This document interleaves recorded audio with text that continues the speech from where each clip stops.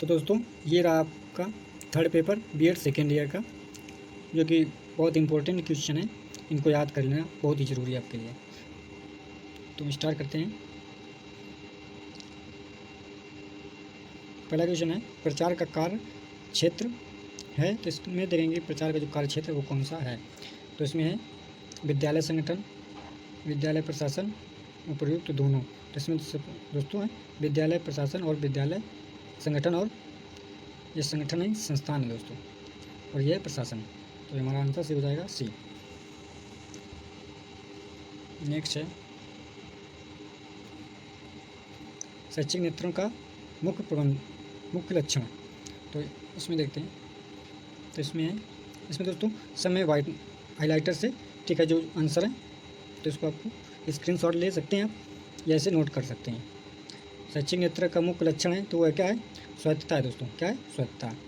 Next question शैक्षिक नेतृत्व की आवश्यकता। तो दोस्तों इसमें जो इसका आंसर है वह है संस्थागत व्यवहार परिवर्तन में। नेक्स्ट क्वेश्चन शैक्षिक नेतृत्व का कार्य क्षेत्र है कौन सा है, वह दोस्तों नीति निर्धारण, विद्यालय कार्यों में समन्वय और शैक्षिक संस्थानों का प्रयोग। इसमें से सभी, इसका सही आंसर है उपरोक्त सभी। नेक्स्ट है आकस्मिकता सिद्धांत है, ये किसका है,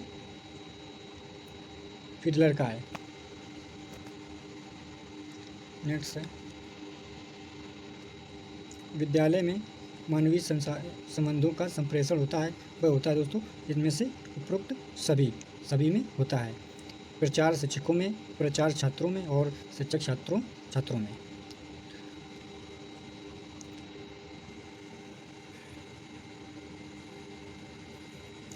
सात नंबर है शिक्षा प्रशासन का मुख्य कार्य है, तो वो है दोस्तों नियोजन करना, व्यवस्था करना, निर्देशन करना। उपरोक्त में से सभी, तो आंसर सही हो जाएगा है हमारा उपरोक्त सभी। नेक्स्ट विद्यालय में प्रचार का मुख्य कार्य होता है, तो वो होता है दोस्तों पर्यवेक्षण तथा निरीक्षण करना, विद्यालय व्यवस्था, विद्यालय का प्रशासन, और डी ऑप्शन है उपरोक्त सभी। तो दोस्तों इनमें से आंसर हमारा सही हो जाएगा, तीनों आंसर हमारे सही हैं।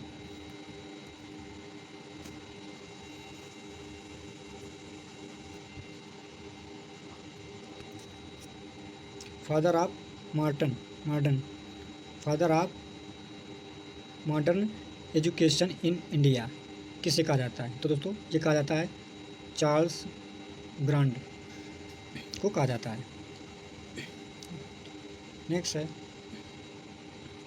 ब्रिटिश कालीन शिक्षा का द्वितीय काल कब से कब तक माना जाता है, तो यह है दोस्तों सन 1813 से 1853 ईस्वी तक माना जाता है। तो आंसर हमारा सही हो जाएगा सी।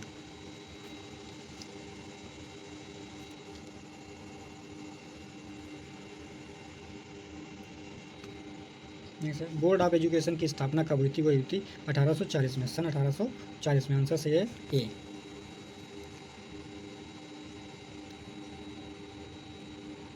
सन 1842 ईस्वी में किस शहर को 3 भागों में बांटा गया, तो ये दोस्तों मुंबई। क्या है, मुंबई। तो आंसर हमारा सही हो जाएगा सी।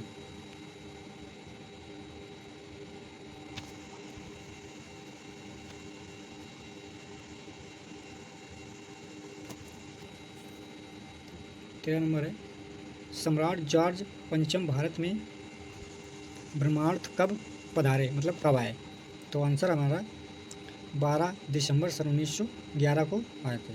तो आंसर हो जाएगा बी।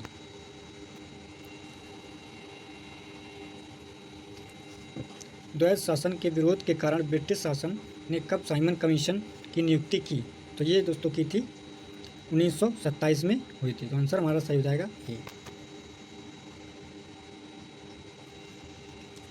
नेक्स्ट है शिक्षा प्रशासन के कारक हैं वो कौन से हैं, तो दोस्तों शिक्षा जो प्रशासन के कारक हैं वो व्यक्तिगत कारक हैं और वातावरणीय कारक। तो हमारा आंसर सही हो जाएगा सी नंबर, ए और बी।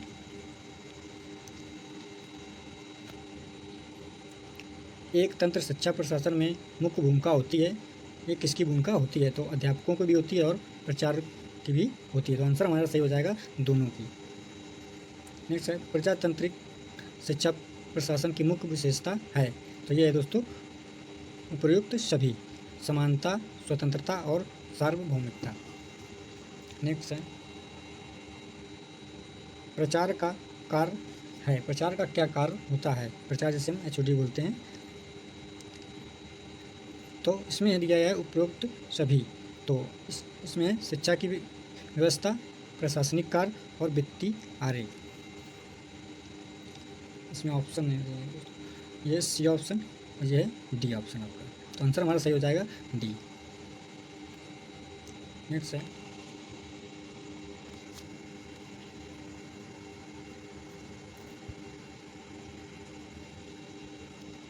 शिक्षा प्रशासन में प्रणाली विशेषण देन है, वह किसी की आधुनिक युग की देन है। तुम्हारा आंसर सही हो जाएगा ए।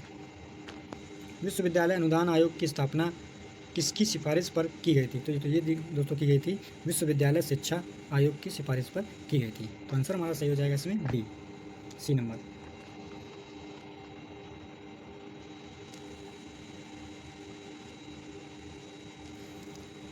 विश्वविद्यालय अनुदान आयोग की स्थापना हुई थी, ये हुई थी दोस्तों 1953 में हुई थी। तो आंसर हमारा सही हो जाएगा बी। विश्वविद्यालय अनुदान आयोग को संवैधानिक संस्था का रूप कब से प्राप्त हुआ? तो दोस्तों ये प्राप्त हुआ था 1956 में प्राप्त हुआ। तो आंसर सही हो जाएगा बी। नेक्स्ट विश्वविद्यालय अनुदान आयोग के चेयरमैन हैं। चेयरमैन कौन है? इसमें जो करेंटली दोस्तों चेयरमैन है वो है प्रोफेसर धीरेन्द्र पाल सिंह। तो हमारा आंसर सही हो जाएगा ए।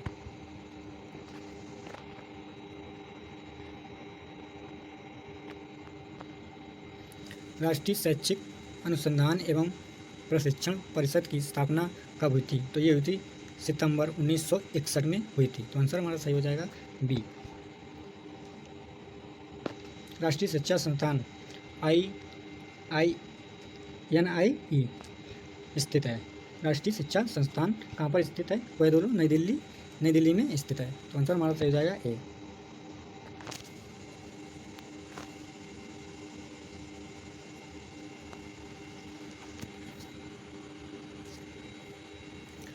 नेक्स्ट है भारत में कितने क्षेत्रीय शिक्षा कॉलेज RC हैं? तो दोस्तों वह हैं 4 हैं। तो हमारा आंसर सही हो जाएगा ए। अखिल भारतीय तकनीकी शिक्षा परिषद की स्थापना किस समिति की सिफारिश पर हुई थी?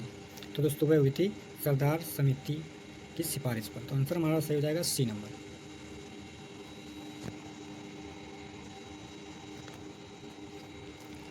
निम्न में से केंद्रीय विश्वविद्यालय कौन सा है? तो दोस्तों इसमें से जो केंद्रीय विश्वविद्यालय है वह है हैदराबाद विश्वविद्यालय, जो हैदराबाद में है। तो हमारा आंसर सही हो जाएगा डी नंबर। जैसे अखिल भारतीय तकनीकी शिक्षा परिषद अधिनियम संख्या 52 कब लागू हुआ था? तो ये हुआ था दोस्तों मार्च 1988 में लागू हुआ था। आंसर सही है बी।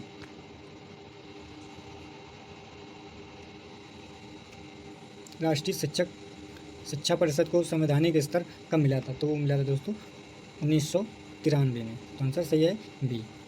राष्ट्रीय शिक्षा परिषद ने कितनी क्षेत्रीय समितियां नियुक्त की? तो दोस्तों ये की थी 4। तो आंसर सही है सी नंबर।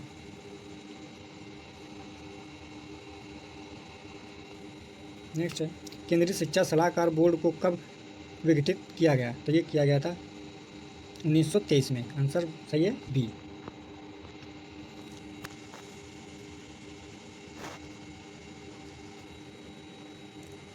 केंद्रीय शिक्षा सलाहकार बोर्ड को किस समिति की सिफारिश पर पुनः स्थापित किया गया? तो ये किया गया था हर्टॉग समिति।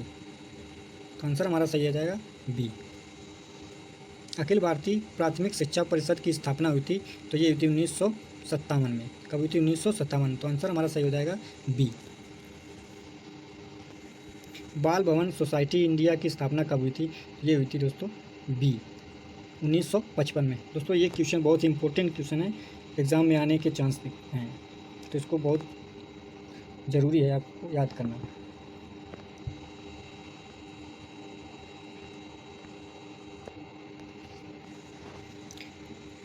अखिल भारतीय माध्यमिक शिक्षा परिषद का पुनर्गठन जो था वो कब कब हुआ था? तो वो हुआ था दोस्तों 1958 में हुआ था। तो आंसर हमारा सही हो जाएगा सी। केंद्रीय विद्यालय संगठन KVS की स्थापना कब हुई थी? तो वो हुई थी दोस्तों 1963 और 64 में हुई थी। 1963 और 64 में हुई थी। तो आंसर हमारा सही है बी ऑप्शन।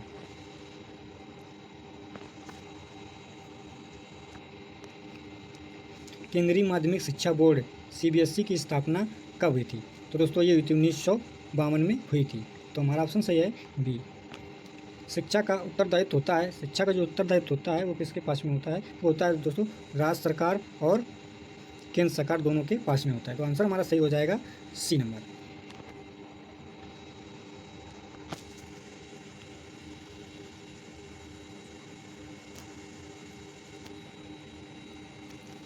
माध्यमिक शिक्षा का उत्तरदायित्व, माध्यमिक शिक्षा का जो उत्तरदायित्व होता है वह किसके पास में होता है? वो होता है जिला विद्यालय निरीक्षक के पास में होता है। तो आंसर हमारा सही हो जाएगा बी।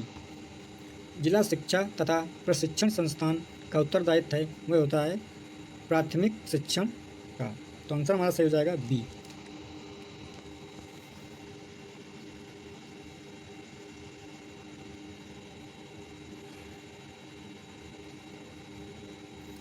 केंद्र द्वारा संचालित विद्यालयों को की पुस्तकों का आयोजन कौन करता है? तो वह करता है दोस्तों NCERT। क्या कौन? NCERT। तुम्हारा आंसर सही हो जाएगा बी।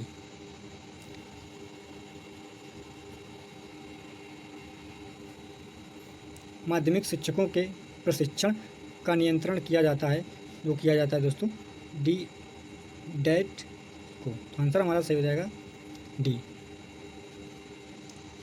पूर्व प्राथमिक शिक्षा किस आयु वर्ग के लिए है? तो दोस्तों वह है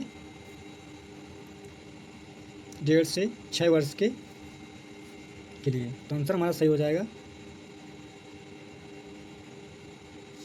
ए।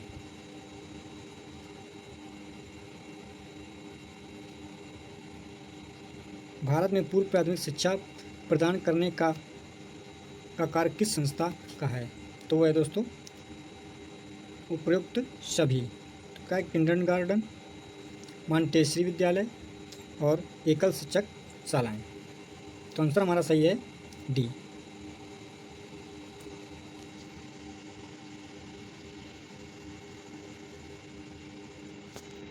प्रत्येक राज्य में प्राथमिक तथा बुनियादी शिक्षा के विकास की ओर विशेष ध्यान कब दिया गया?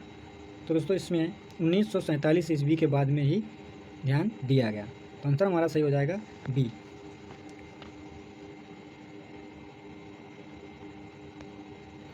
किसी भी देश की शिक्षा प्रणाली वहाँ की किस योजना से मानी जाती है? तो वो दोस्तों मानी जाती है माध्यमिक शिक्षा योजना। तो हमारा आंसर सही हो जाएगा सी। ये बहुत ही इंपॉर्टेंट क्वेश्चन है दोस्तों। प्रशासनिक दृष्टि से माध्यमिक शालाओं का नियंत्रण संपूर्ण देश में किस साधन से हो रहा है? तो दोस्तों हो रहा है उपयुक्त सभी। केंद्रीय सरकार द्वारा नियंत्रित विद्यालय, निजी संस्थाओं द्वारा नियंत्रित सहायता प्राप्त विद्यालय और व्यक्तिगत स्वास्थ्य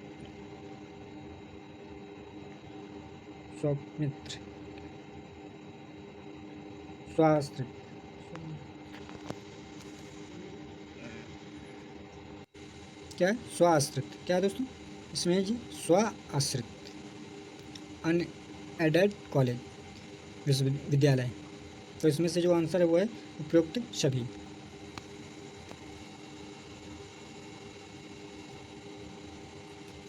प्रत्येक विश्वविद्यालय में निम्न महत्वपूर्ण संस्था होती है, वह होती है दोस्तों उपयुक्त सभी। सीनेट अथवा कोर्ट, कार्यकारिणी परिषद और विभाग। तो ये तीनों महत्वपूर्ण संस्थाएं हैं। तो आंसर हमारा सही हो जाएगा डी। राष्ट्रीय शिक्षा नीति में कोठारी कमीशन तथा राष्ट्रीय शिक्षा नीति 1968 की मुख्य अनुशंसाओं में शामिल राष्ट्रीय आय का कितने प्रतिशत व्यय करना होगा? तो वह है दोस्तों 6%। कितना है? 6% है। कितना है? 6%। तो दोस्तों ये थे हमारे 50 बहुत इंपॉर्टेंट क्वेश्चन है। इनको आप या तो स्क्रीनशॉट लेके आप याद करिए या तो नोट करिए, कि नोट करने से आपको ज़्यादा याद होगा। और 50 क्वेश्चन हम नेक्स्ट वीडियो में इसी पाट के देंगे। धन्यवाद दोस्तों।